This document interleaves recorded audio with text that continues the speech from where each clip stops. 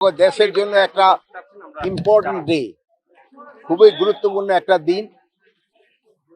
এই গুরুত্বপূর্ণ দিনটা আমরা যেন খুব উৎসব মুখর ভাবে উদযাপন করতে পারি, এই জন্য আমি আপনাদের কাছে আবেদন করব।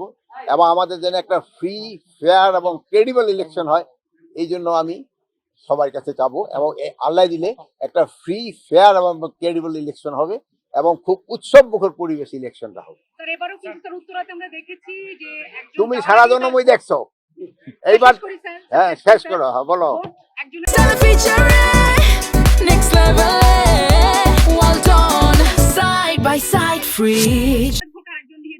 কোথায়? এইবারে আচ্ছা, তুমি ভিডিওটা আমার ওখানে আপলোড করে দিও। বলো। এইবারে শোনো, এবারে একজনের ভোট আরেকজনের দেওয়ার সম্ভাবনা খুবই কম। তারপরেও তুমি যেহেতু বলতেছো, আমি এটা খতিয়ে দেখবো। তুমি ধরো সাধারণত এই ধরনের প্রশ্নই করো, তবু আমি খতিয়ে দেখবো। তুমি কি 71 টিভির দেন নাকি? আচ্ছা,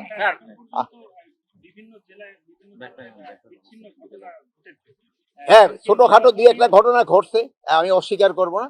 বাট ইলেকশনের সময় আরো যেন শান্তিপূর্ণ হয়, আমি জনগণের কাছে এটাই আবেদন করবো। এখনো কোনো কেন্দ্র দখলের কোনো সংবাদ আমাদের কাছে আসেনি। গতকাল ইলেকশন তো আজকে, গতকাল আর কেন্দ্র দখল করবে কিভাবে? আজকে কোন জায়গায় কেন্দ্র দখল, আপনি একটা নাম বলেন কোন জায়গায় কেন্দ্র দখল হয়েছে। আপনি বলেন, যেহেতু প্রশ্ন করছেন আপনি তো জানতে হবে কোথায় কেন্দ্র দখল হয়েছে কিনা, বলেন। না কোনো দখল আপনি এটাই বলেন, কোথাও দখল হয়েছে কিনা বলেন। না জেনে শোনেন, আপনারা না জেনে বলবেন না। যদি সত্যি যেটা হয় এটা আমাদের অবশ্যই বলবেন। এবং এই নির্বাচনটা সুস্থ এবং সুন্দর, ক্রেডিবল এবং গ্রহণযোগ্য নির্বাচনের জন্য আপনাদের কিন্তু একটা বড় ধরনের ভূমিকা আছে।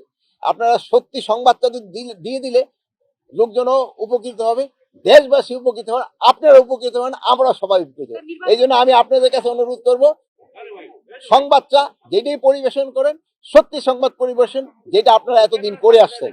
আপনারা কিন্তু সব সময় সত্যি সংবাদটা পরিবেশন করছেন।